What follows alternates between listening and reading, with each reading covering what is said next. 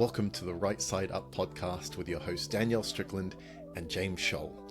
This season is Need to Know, everything we want to tell Christian leaders about the future of the church and how empowering women is mission critical to a flourishing future. The book Need to Know will be available October 11th, but to get us started, we have many of the 21 authors to talk about the flourishing present, the flourishing future, and all things need to know. We are glad you are here.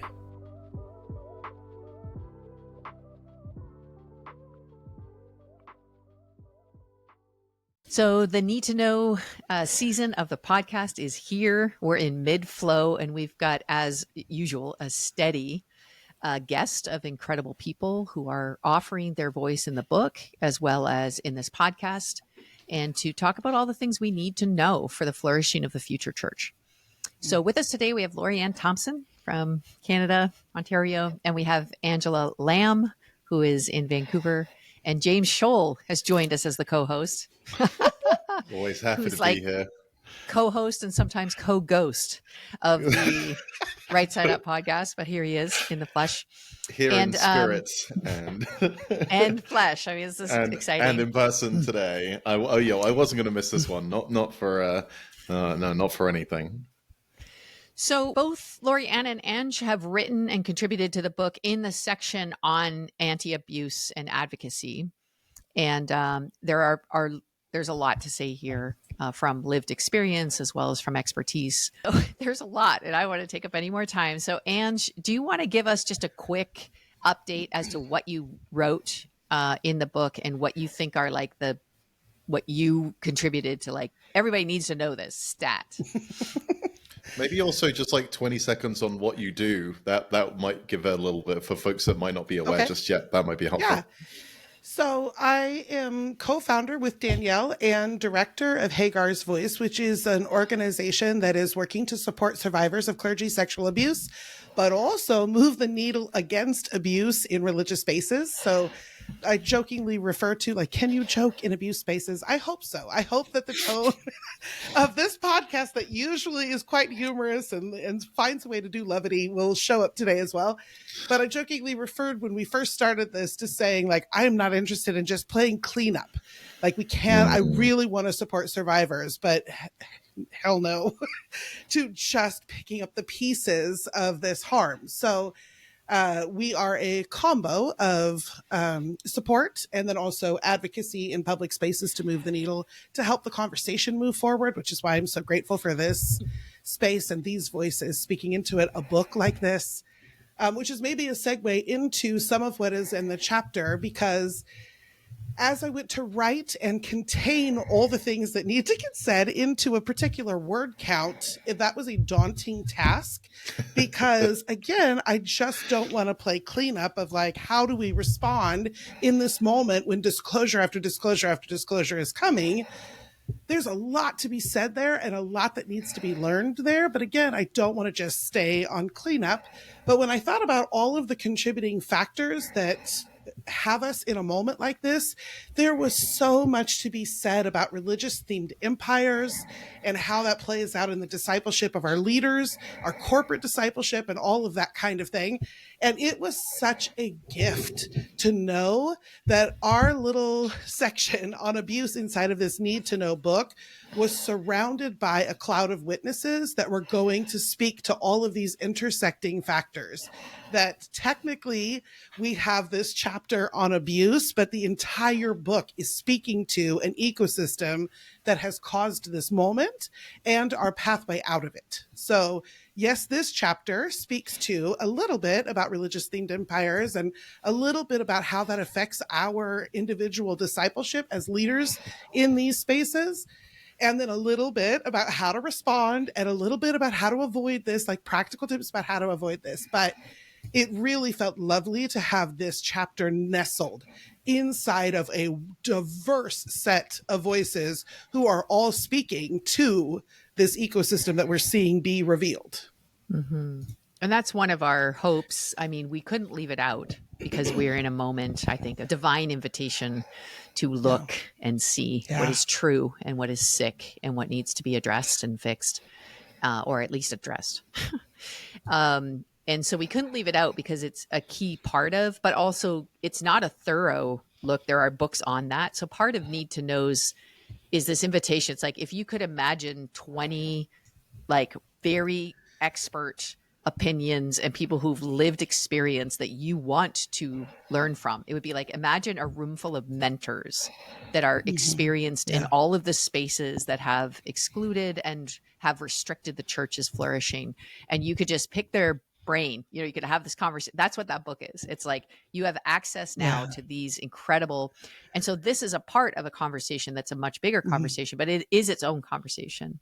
It is. And we could not literally, I couldn't even think about writing this book without addressing, even in a small way, this specific topic. And Lori-Ann, I feel like your lived experience helps us here in so many ways, because in many ways, in the worst ways and in the best ways, you're a forerunner.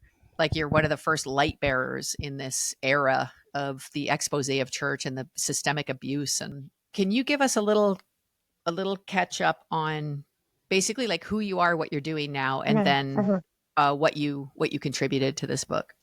Yeah, well, first of all, I was really honored to be invited to the table. So thank you specifically for that. I was both honored and reticent. So for me to write anything in with any kind of I think impact or weight, one has to descend into the hell of that experience. I do have to descend into the hell of that experience, find vocabulary for that protracted, multi-year, traumatic lewd ride that was in both a public and private hell. So that's why I was reticent. I waited to the last possible minute to get my chapter in and wrote it in a bloody burst, and then sent it off with, I think, a title, Shitty First Draft. I think that's still what it's underneath in my computer. Apparently it didn't need too much editing, so that's good. It was hemorrhaged out. As for who I am, Lori-Ann Thompson. I live in Ontario, Canada. I'm a kinesiologist by trade and training, and I work in private clinical practice. I hold a master's degree in child advocacy and policy from Montclair State University. And unfortunately, I had a couple of run-ins with clergy abuse, the last of which was with the famed apologist, Ravi Zacharias, which I had the great misfortune of meeting in 2015. And, it's well known now that Mr. Zacharias was prolific in his predation of young women across the globe. That's been elucidated, but at the time when I attempted to hold him to account, I was physically and literally the only person that I knew that had any sort of negative encounter with him as an individual. So holding him to account was an exercise in a crucifixion that I tried to convey in the chapter that I wrote. And so for me, writing was a descent into an incredibly dark and painful and devastating personal and protracted public hell and humiliation. And so I felt like the invitation to write, I was going to not hold anything. So if you want to know, sit down, pull up a chair. It's for me, the way that I engaged with my own narrative and also with the narrative of the crucifixion was to heavily identify with the Christ, because so many clergy sexual abuse victims have experienced a type of crucifixion. In fact, for me, that's one of the ways that my faith has actually been saved. And so that's how the text is written. It was written in Easter of the year that I wrote it. I don't remember what year that was. So Good Friday had passed, and I was sitting in the long trauma of what felt like Saturday. So I took that day to write the chapter out. And I think that we can mourn the Good Friday, but we forget how long people have to live in the harm of Holy Sin. And so for some people, resurrection doesn't come on this earth as it relates to clergy sexual abuse. More and more you hear these stories coming forward, and people are disclosing publicly and the offender is being ousted. I mean, the Robert Morris case just came up. He was gone the next week. For other people, they've publicly disclosed, and they've been the one who had to leave the church, and the vast majority of that at the time that's been the case. So anyway, it was a privilege to write. The purpose of my writing, Joseph Conrad says, is to make you hear, and to make you feel, and to make you see. And so I really hope that people who read that chapter feel heard, feel seen, and that people who have never experienced that they can cultivate empathy. Because it's incredibly difficult for people to understand what they've never known. And in many cases, even if you have known clergy sexual abuse, it can be very difficult to find vocabulary for that victimization. And Danielle very kindly sent me this book about 3 days ago in a typical amount of prep that we get in these kind of things.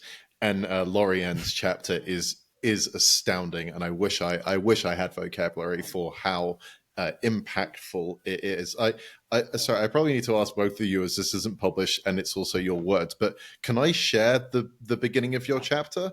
Like, is that? Oh, sorry. Yeah. Or would you like to? Sorry, they're your words. I mean, it feels wrong because you are the one who authored them, and you are the one that speaks to it, and it cut me, like it broke me. That just how impactful your words are, how thoughtful they were, how I don't think I've heard anyone identified with the crucified Christ in the way that you did. And I've read a lot on it. Like, that's like one of my favorite things to read about. Like, I think Lorianne, more than anyone else, has got to the heart of it. Is it okay if I read it? Would anyone else like to read it?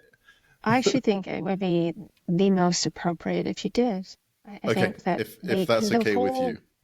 Stinking point is that men get it, and if you get it, then the point has been taken. I'm trying as best I can. And Lorianne, she offers us to write you on Holy Saturday is to descend into despair, to return to the scene of my own crime, to name hell and to hear its names for me. None of it is pretty, none of it is pious. All of it is not only crushing, it is crucifying. Such is the truth of Saturday. And here this lament begins. My brothers, I have much against you. You have left your sisters in harm of, but not the holiness of Saturday. Many of you have stoned us. Some of you stone us still. Most of you have denied you knew us. Some of you deny us still. Others have torn our garments and told us to go home. You have covered yourselves in cloaks and left our bodies bare. You've contributed to the seductive system that has become Christendom. I came to you hungry. You consumed me. I came to you naked. You took photos of me. I came to you captive. You reinforced my restraints. I hungered and thirsted for righteousness. I hunger still. You sought the 99 and you left me for dead. You took what little I had left. You cast me out to wander, bewildered in the wilderness. You lowered me under your feet while you raised your hands up in worship. You denigrated me with your lips fervent in prayer. You did it all in his name. Because of you, I cannot speak or hear the name of Christ without cringing. I who sought him with all my heart, I who love him still. The name above all names was used to brutalize me and many. I urge you, my brothers, speak not of him until you love like him. Seek not others only to crush them under the yoke of your own obfuscated understanding. Speak not of righteousness until mine shines like the dawn, and my justice like the noonday sun.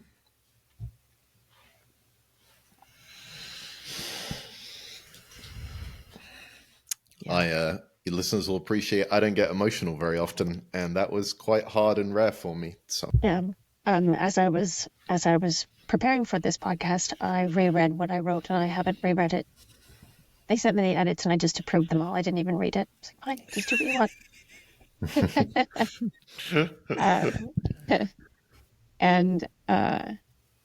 And that's how, when I write, that's how I know,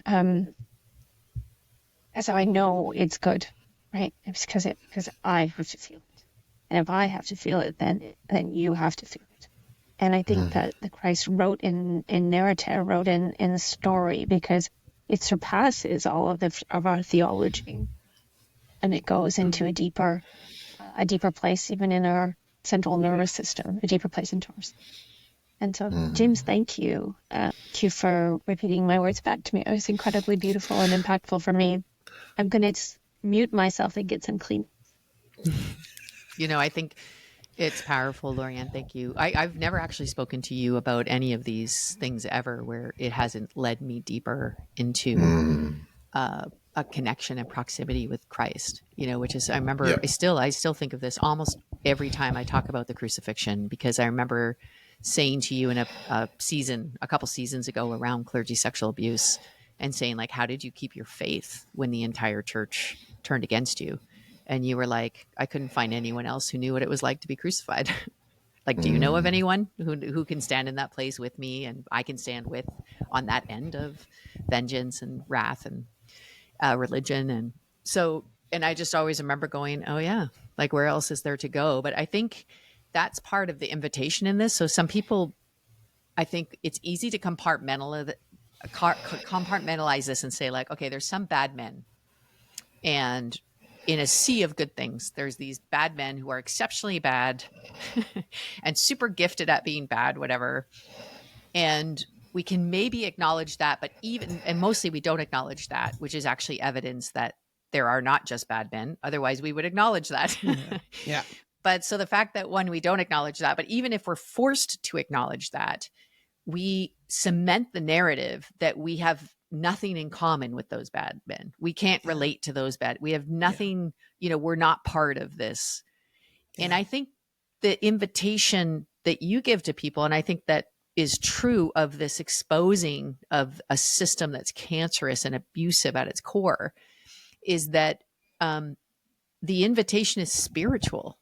Like, this is at the center of what we believe. This is not just like in addition to, oh, you should probably follow Jesus, and then on the side, you shouldn't abuse people, by the way. Like, there's not, like, oh, and by the way, when you're leading a church, you should also not abuse people. Like, this is central to who we understand Jesus to be, what the invitation of faith really is, what it means to worship. It's so central to the core of our belief system. And I guess that's what makes it so profoundly hard to fight, because nobody wants to conflate their belief and their practice of Jesus following with the systems and structures that are abusive. But they are inseparable to me. But the fact that this is such a difficult conversation to have in the grander scheme, it's not just difficult when we're trying to get through to people who are actively abusing people. The fact that the general narrative around this is so hard to find any kind of resonance with in established religious spaces does speak. It is evidence of its own, of the ecosystem that this. So even just the one question, which I know you tackled in your previous season, around clergy sexual abuse, but even just what we find to be such a difficult question about what do we do with the good work that one of these abusers have done. And we're loath, like, we find it so hard to let go and look for other voices to speak into our discipleship. And we have that right there is its own indictment on how this is not just a bad apple thing. This is a whole ecosystem that is perpetuating and propping up the harm and making it continuously unsafe for survivors to come forward to help this revelation move. I mean, the light bearers are moving this thing forward in spite of all of the pushback from every level of organization. It's not just boards, it's not just staff, it's the harassment, the harm, and the gaslighting is happening at every level of discipleship. Like, there should be discipleship at all these levels. It's happening. Anyway, it's a brilliant point, Danielle, that it is like, it's its own piece of evidence that this is not a few bad apples. This is not an exception. We're locked in an agreement with this evil. I was You brought up Robert Morris, which has happened this week. And I was worried about if we brought this out, it might date the podcast. But then I was like, oh no, there'll be another one next week and then another one the next week and another, like, this is how systemic it is. It's like, I think that whole like, oh wow, there are exceptionally bad, apples in the bunch is slowly wearing out because there's a lot of those. Like there's this, and they just keep coming. But also, so one, I was encouraged because for the first time I witnessed in the general response to this voice being heard, there's a shifting of in general. I know there's still like people that would protect and all that kind of stuff, but in general, there was a shift in the public response where it was like, oh, wait, let's hear from her. And like, she gets centered, her story gets centered, and it's not like vilified and it's not. And so I thought, wow, good. Like that on one level, Lori-Ann, I hope you feel a part of that movement because I feel like that is massive movement. I was rejoicing from my home here in Ontario. I'm privileged to have chatted a bit with the brave survivor that has come forward. And I just have watched the situation unfold with great joy for her. That sounds ridiculous, but she's a woman now in her mid-50s, and she's established into herself. She's a woman of postmenopausal, no more BS. She's past trying to be somebody she's not, and she can see very much the 12-year-old that she was, and I think she's not only incredibly brave, but she's been surrounded by a literal consort of support, and he's ousted, and there will be ripples, etc. But one of the things I thought was so fascinating, and I see it time and time again with offenders, is that they will tell on themselves. So Robert Morris told on himself publicly. Yep. In a book. Yeah. Wrote it in a book. And then had the audacity to say that she was a young woman. Right. So the offenders actually get weirder as time goes on, and they tell themselves narratives in their own head that nobody else will believe once it gets out there in public. And so I just love that her narrative came in as actually young woman, 12. And I love how in order for a problem to become a social problem, it has to be featured in the news media. So we know clergy sexual abuse is as old as clergy and sex. But Abraham, but it's not been, for example, it's in the Bible account, it's as old as Abraham. Exactly. Yeah. Yeah. And even in the canon law, way back in canon law, priests should not have sex with boys. Well, there'd be nobody saying that if that wasn't actually happening, right? But in order for something that's in the subculture to become a known social problem, it has to be thrown into the media, into the arena, and it has to be on tap in the sacred and secular spaces in the news. And it was CNN. I mean, I was just overjoyed because that is her righteousness shining like the noonday sun. And that's also creating a culture where people go, yep, there's a big problem here. And the work of Julie Roy's, every day there's a new offender being outed in her work. It's incredible. And that puts forward, like, we do not just have bad apples here, people. We have a bad barrel. I love it. Something you touched on there as well, Lori-Ann, I think is really important. I'm sure there's people listening who have been victims of sexual abuse, and my prayer is that justice is done and light shines and healing happens. But I know for many people, it can be so difficult to know to come forward and almost, I don't know if this is encouragement or discouragement, I'm not sure what it is, but as you said, the lady that's come forward has so much support around her. So if you're feeling, I don't know if I have the strength to do it, then I would encourage and empower you, say, I absolutely believe that you do, but also don't hold yourself up against other people. Like you don't know how much they have around them. And again, Lori-Ann, I realize that I know that your husband was incredibly supportive, for example, and I know that some friends really surrounded around you. Now, I want to be clear, the rest of the world crushed you, and I think you were the first body on that altar that made us disgusting how awful this thing was that we were worshiping. And so I'm incredibly thankful for that. But recognizing, like, even the people that we see as brave will often have people supporting them.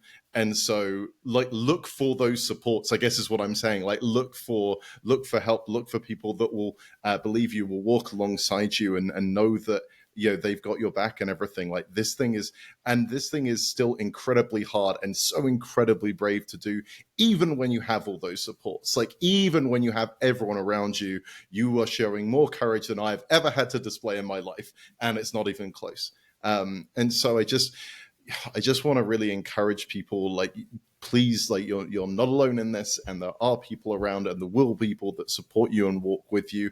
And don't look at, like, one person and say, oh, if only I could be as brave as that one person on their own, because the truth is, I'm sorry, you can speak to this so much better than I can. I'm sorry. No, I love what you're saying, James. They, George MacDonald said, you have to be brave in the day as well as the night.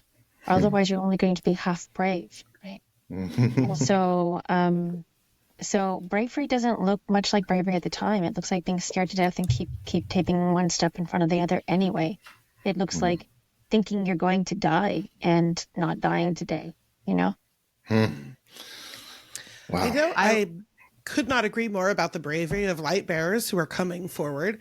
I would add, that's not the only bravery that we need in this moment. Yes, and of course. Of course, we're going to talk about bravery in leadership. Like, of course, that's going to happen. But I would also put in there, one of the things that I have been so inspired to see is everyday, normal, non-expert people finding a way to lift their voice in with survivors. So whether that is somebody that found their way into a harassing comment section on an article, like one of the things when we see light bearers participate in media, which is a good thing, but often the media won't turn off the comment sections on these articles, and then whoever's participated has to deal with it's anyway. Like, it's a brave soul finding a way to insert themselves into the comment section of a harassing thread and simply say, I stand with the survivor. It does not have to be brilliant. It does not have to be scripture based. It literally just takes the bravery of standing with. And there's so many different forms of that kind of everyday advocacy, but let me just put a call out. We all intellectually know we cannot stand around and hope that light bearers will do all of the brave work to move this narrative forward. They can't. I would also a shout out to there's a church that I know that whose pastor was caught like sexting or whatever. They never ever really said what it was, but like inappropriate, which is all like red flags of like, if there's, it's like an iceberg. If there's that visible, there's a lot more going on. And that's where there's the sign. Like, you need to not only pay attention, but you need to start investigating and doing some research around this pastor and harm. And anyway, the entire staff was holding him accountable. And then he refused to comply, as well as the board. And so the entire staff resigned. And now that guy continues, his ministry continues, but like at a very small percent, and they refuse to sign NDAs. So I really feel like not just the Robert Morris is the big one, and not everybody gets this, and no one's promised this. So this isn't to say that if you were to come forward, you won't also experience it. It depends on the situation, and everything's different. But I do think even that was so encouraging to me, that there were staff members who said, I will not comply. Because for me, that's been the big, like, why are all of these people complying with systems that we know are damaging and harmful and predatory, and perpetuating more and more abuse? So I'm like, that non-compliance is a real thing. Like, I think that's also a stage we're at with, if you're on a staff or you're on a board or you're whatever, and you know that this is not right, then say so and get out of there. Like, that's part of how we change things. Mm-hmm.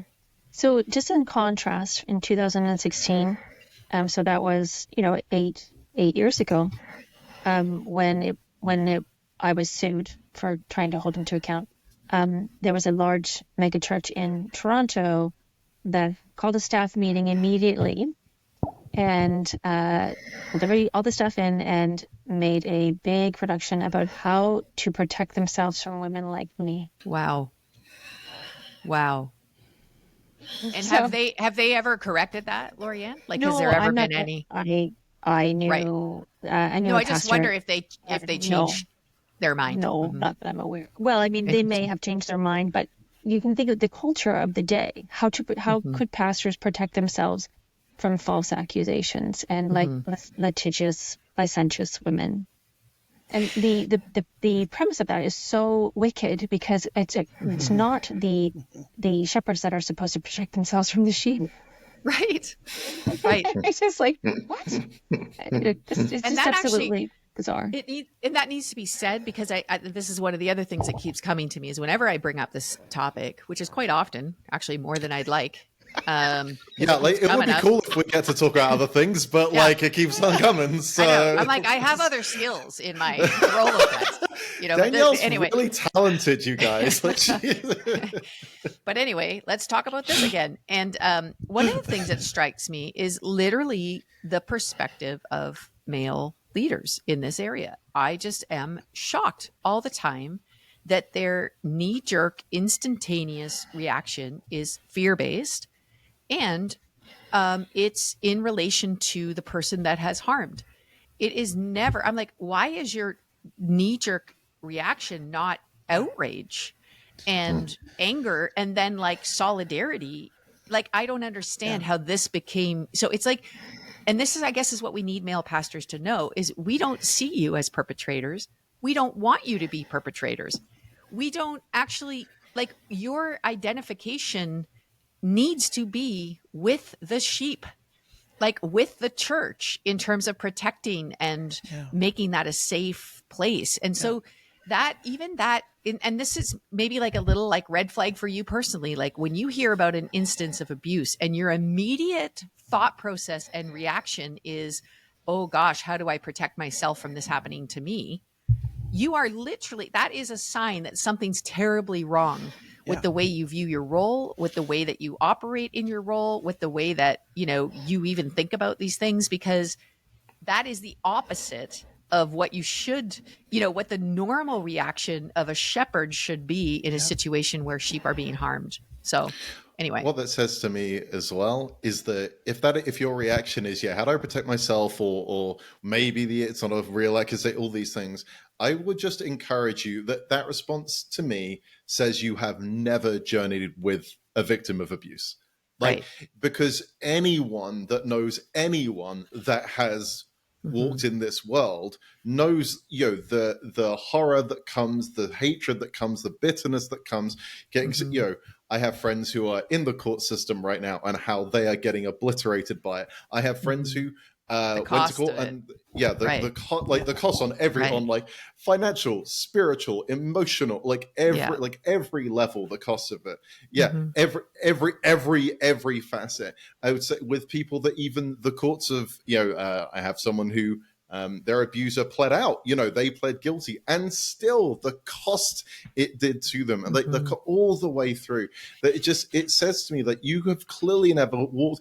People seem to be on this idea that, like, I just make a false accusation and then a bag of money turns up on my desk, and I'm just like, can you again please show me where that's the case? Like, I don't but I can show you person after person after person whose life has frankly been worse after saying that they've been abused. You know, the number of people I know that are just, I'm not going to come for. I have friends like that as well. They just said, I can't do it anymore. I can't go to court. It costs too much.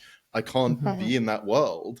So I just, every time I hear this, I'm just like, you have never walked with anyone that's gone through this. That's all I can think. That's actually another good shout out.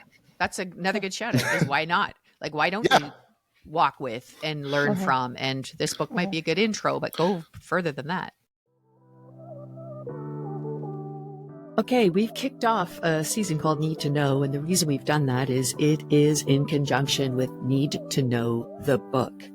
Now, there is a website you're going to need to know, which is need-to-know-book.com. A lot of dashes, need-to-know-book.com. The link will be in the show notes.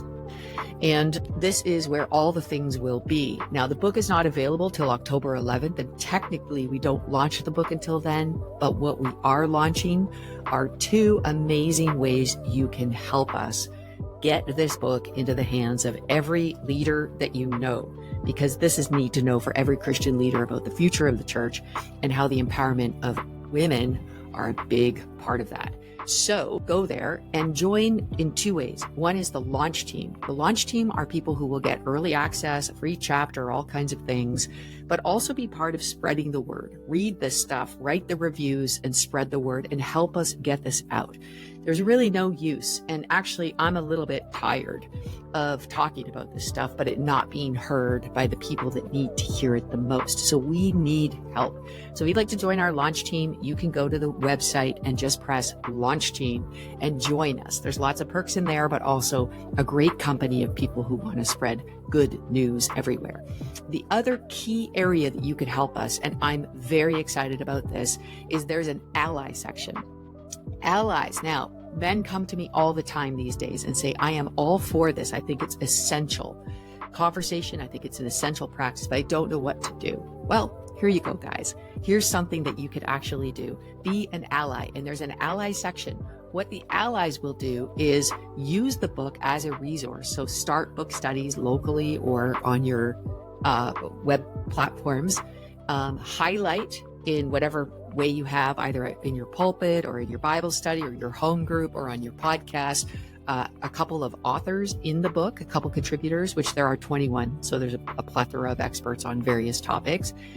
And then just genuinely stand in solidarity that this is something that needs to change for the future of the church. So if that's you, please ally. Now, you don't have to be a guy to be an ally, but boy, that would be good. That would be good. We have a dozen already signed up that are going to lead book study with people and feature some of the contributors on their various platforms. So we have a good start, but I would love there to be 500 allies. I mean, why not? And it is time, actually. Women can't just from the outside keep, shouting.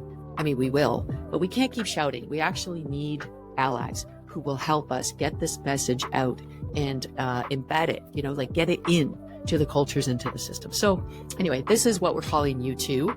And then we'll let you know October 11th, there'll be a big celebration, a big splash, and we'll tell you all about how you can buy this book individually, sure, but also in cases, and start using it and get these voices where they need to go. But launch team, please help us. And allies, we need you. Need-to-know-book.com. Now's the time.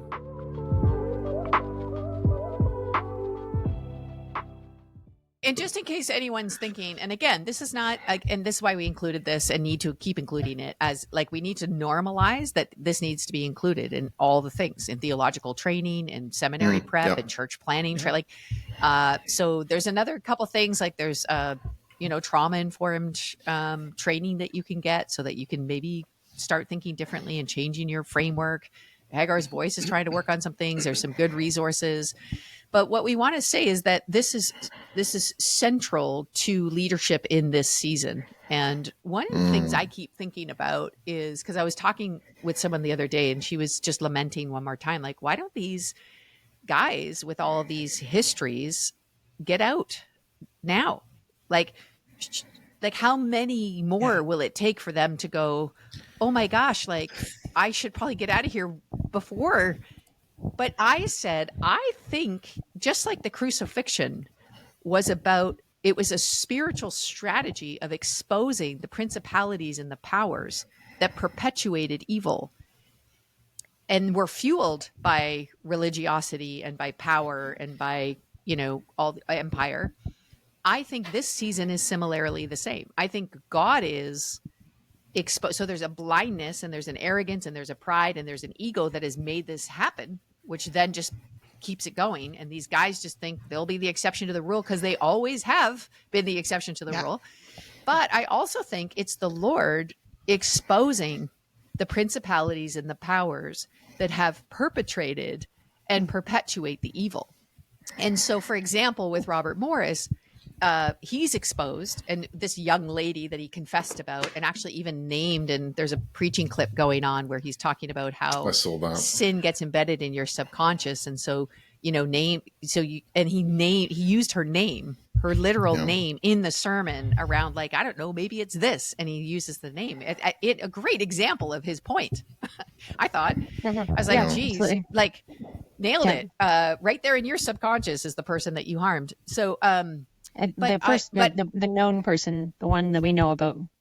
Yeah. And then, well, Yeah. that's the thing is then he's like, okay, he's held to some sort of he's ousted, but then it's like the church does a statement saying, gosh, we had no idea. And then it's released actually 2005.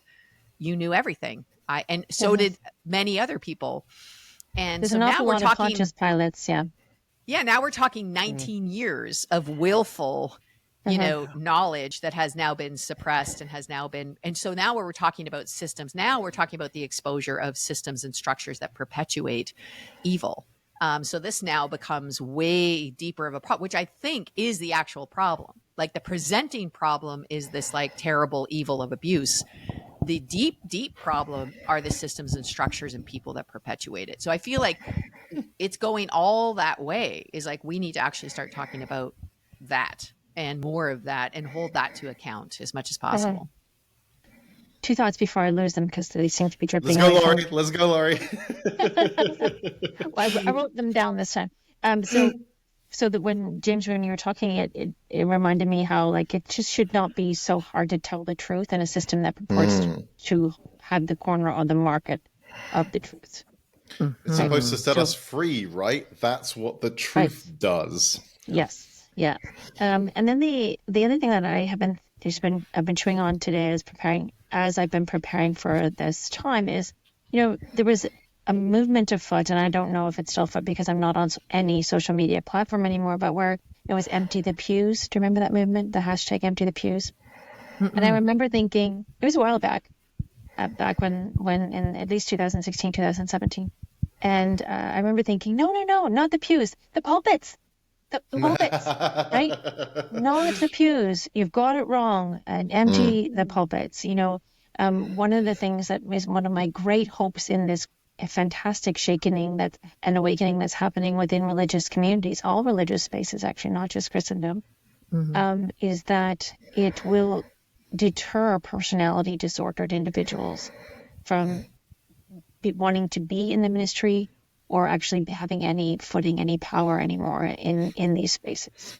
So hopefully there's such a social phenomenon that it's not cool to be a offender anymore, and not cool to support offenders anymore.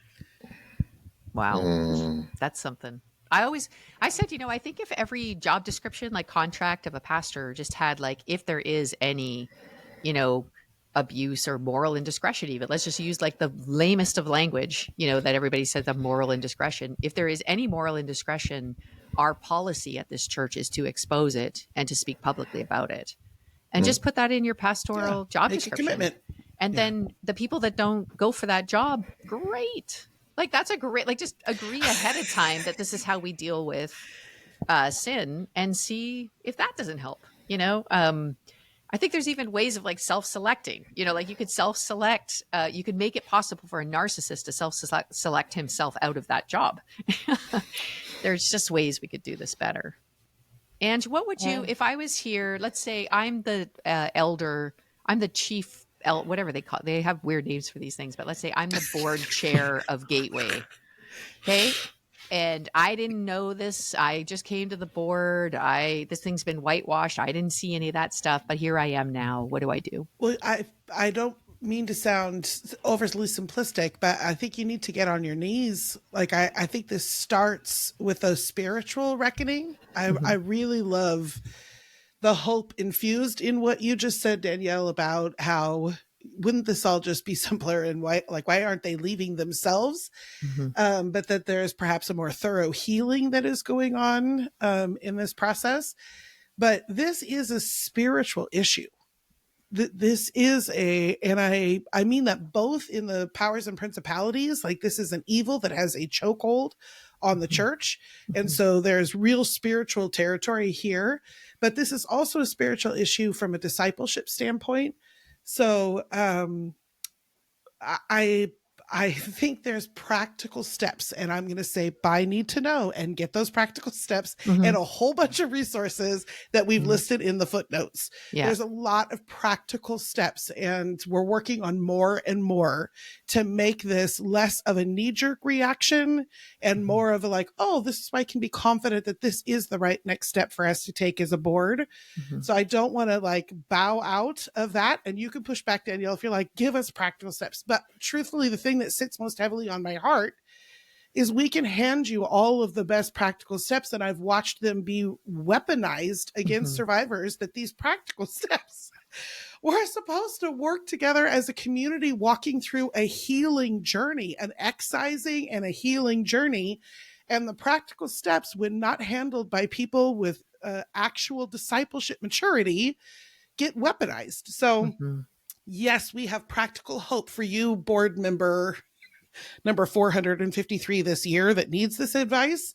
Yes, we have that, but we don't have anything better to offer you than your own surrender to the work of the Spirit in your life and in your leadership. So I honestly feel like the first thing, the last thing, and the middle in between needs to be that you recognize that this is your moment for spiritual soul training work. And in that, there is wisdom beyond you. And I both mean that in a, you have access to everything that you need divinely brought in, but also from just a basic humility standpoint. If you do not understand the dynamics of abuse, if you do not understand an ecosystem of abuse, if you do not understand what we mean when we say there is a systemic problem with a chokehold on the church, then recognize with humility that you are walking in sacred ground. And I know so many of our church models have this, the spiritual authority of maybe not the director of the board, but these lead pastors and the solo model of church and things. There's just so often that one man sits as the grand Pumbaa of all things and is expected to know all things and somehow believes themselves capable of knowing all things. So like, when we surrender to the reality that this is a soul training exercise, a spiritual pursuit first and foremost, and a call to discipleship maturity, there is a humility and an awakening to the access that you have to wisdom beyond yourself. Then you can actually steward the practical resources that are available to you.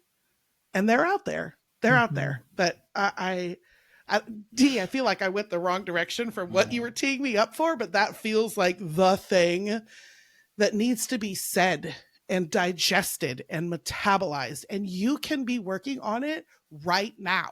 You do not need to wait until a crisis comes. You don't. Actually, if you're not working on it right now in the season that we're in, that's also a red flag that you're part of the problem. Because, and that's the thing, like one of the guys that I advised on a phone call a couple of years ago now, I mean, it was a couple of years ago post Hybels, and Hybels was his mentor. And then when I asked just a couple of questions about like how these things happened, like what is the situation? He literally had no idea about what grooming was. He had no idea about, and I just was like, at this point in time, this guy was your mentor and you have not even bothered to have a look or to explore or to learn about these issues that have literally devastated you as you walked in your own leadership calling, then it's on you, buddy, at this point, that you closed your eyes willfully, that you refuse to actually learn from that experience, that you know, like that's part of that perpetuation, is that you refuse to learn even in the face of like such personal pain for him personally. Yep. If I could give another shout out to everyday advocates, friends, if you're looking over, first of all, if you are sitting inside of Christendom and you are looking quote unquote over there and saying, wow, this is a big problem that's going on over there, then you're not getting it. This is in our water. This is us. So there's one thing. And secondly, even when we find ourselves identifying with this problem and groaning under the weight of lament and confusion about what to do, part of the corporate discipleship that needs to be happening right now that we as disciples need to take ownership of is going on the journey of education. So yes, maybe you can go insert yourself into a harmful comment section and just say, I stand with survivors. Do it. Be brave. Fine. But also part of what we need to do is dedicate some of our actual discipleship moments to education, which I'm happy to provide resources, recommended resources, and they're actually thematically broken down. If you're trying to understand consent, if you're trying to understand power dynamics, if you're trying to understand the nature of abuse, here are resources. If you're an auditory learner, here are things you can listen to. Oh, yeah, If there's you no are lack. story-based. Yeah, there's no So, lack of, the fact that you don't even know they exist is also a red flag. Right. Like, pay attention to the red flags in your own life, We Yep. can help you, but we Yep. cannot do your discipleship for you. Right. So like, we'll do everything in our power to make it digestible for you. So you don't have to just Google search and hope you come up with something, but we can't do it for you. Our responsibility as Christians in this moment is maturing in this way, in this moment, in order to be appropriate spiritual siblings to all that is being revealed in our midst. Totally agree with you, and on everything that you've said. Like I don't know where the quote is from. It could be from scripture. James, you might know, but the well that we drink from actually is poisoned, right? It actually is. Yeah. And there's a couple of things that different people had said that I wrote some thoughts down on. There's a naivety that we can't afford to have in Christendom anymore. That that there's a naive trust that if we're part of the same, we supposedly ascribe to the same moral code, we serve the same Lord, that's going to play out in its practicality in the same way. If you're a brother or a sister in Christ, that trust should be earned and maintained by good credibility, not just bestowed, right? And then the other thing that I was thinking about is I think that Christendom does a great deal of thinking errors because we ascribe to a certain set of moral codes. We think, well, nobody would ever do it. Whatever X is, nobody would ever force the issue of consent or ask a woman to use a vulnerable person, man, woman, or child in a situation where you're the person that has power. I mean, we do not live in the real world. We disassociate from what's actually happening, and we perish for that lack of knowledge. We really, really do. And I would say that the vast majority of people who don't know about abuse or refuse to sort of know about abuse, I understand why they don't want to know. Because to know, let me tell you why I understand. Because to know is to be associated with a level of suffering that it takes the real Christ to get through. So, we psychologically, the psychological coping mechanism to say that's in somebody else's camp couldn't be in our camp. Couldn't be. Abuse can happen in people's households and they don't even know, or they don't let themselves know. So we have to give space for people to have psychological coping mechanisms like betrayal blindness. Like being so attached to a system or to a person that they can't see what's right in front of their face. Attachment or to a system story, even to a story. To a narrative. Attachment blinds us to the betrayal in our midst. The normal, and this was theorized by Dr. Jennifer Fried, it's called betrayal trauma theory. The normal coping mechanism when we see betrayal is to say, and to actually leave the system, whether it's a marriage or an education system or a job or whatever. If there's betrayal, we call the normal human response is to call that the offender out in the situation and make it right, but the attachment to an offender or to a system or to a narrative or to an idea or an ideology or a religion can make us blind to the betrayal that's right in front of us. So I think we have to give space for the people who are blind to the betrayal in their midst, and while not excusing them, at least understanding why it's so difficult to see.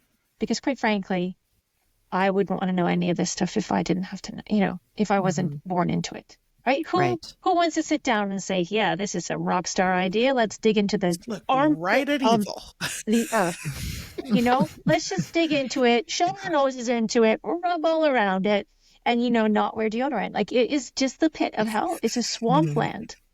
And so I think we have to know what we don't know, and we have to, like you said, be humble about what we don't know. Wow, that's outside of my experience. What's that like for you? How can I help in this moment? And then also being aware that you can do some damage by wading into waters that you don't have training in.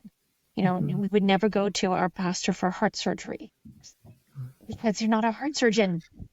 You go there for spiritual care. You're not going to go there for trauma therapy. Mm-hmm. You got to go to a trauma therapist, right? So knowing what we don't or know, any other counseling for that matter. Yes, yeah. Which is often how that starts.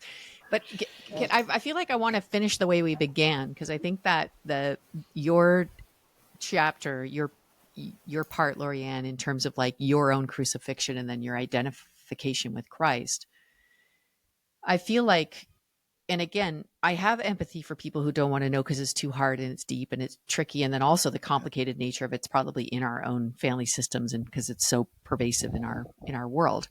So then you're also not just looking at your church. Now you're looking at your own, there's like a lot of over intersectionality and like complicated natures of this.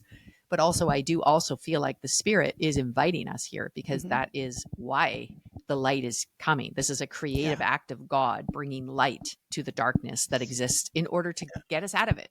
So this is an invitation.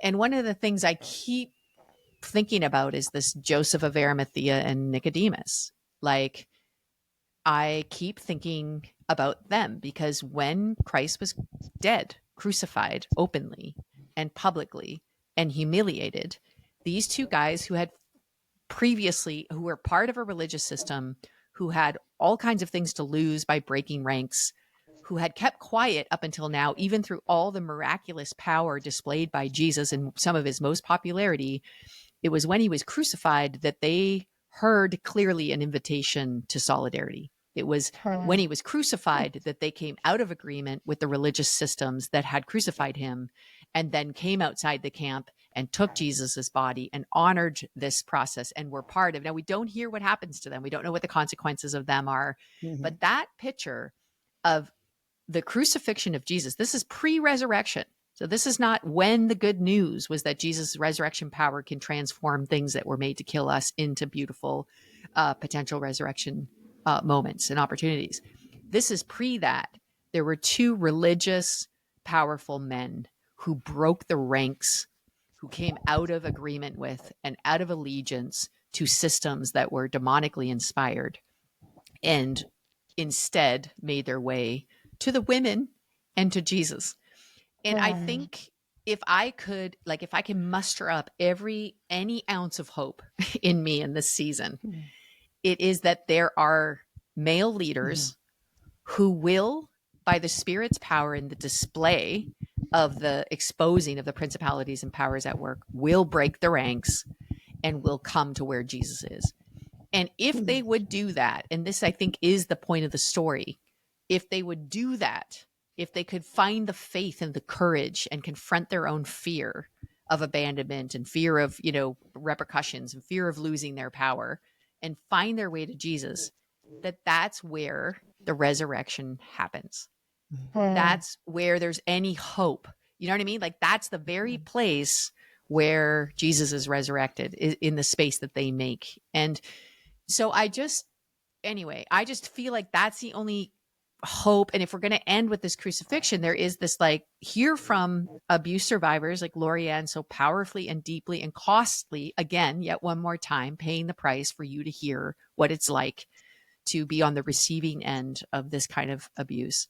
And then hear the invitation that this is to break the ranks and to come stand with Jesus, and believe together that no matter how hard that journey is to get on the outside of power, that is always where there is any hope of resurrection.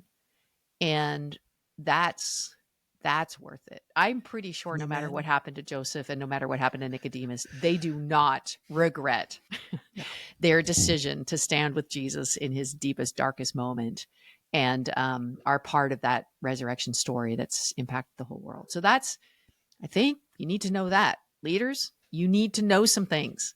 And this is just one section of this book, but this is a very, very deeply profound spiritual invitation to leaders to come out and stand with and then believe for something beautiful and good to emerge. Thank you, Ange. Thank you, Lorianne. Thank you, Thank you. James. We all have a lot more to say, as you can imagine. We've all been on journeys in all different angles, and there's lots more to come on this subject as we keep trying to offer what we can to help, and to keep our hope alive. But Lori Ann and Ange, thanks for braving greatly. Thanks for writing. It matters. Thanks for what you're doing in the world. Thanks Thank for you. raising up these voices. Amen. Yeah. Amen. Thanks, guys.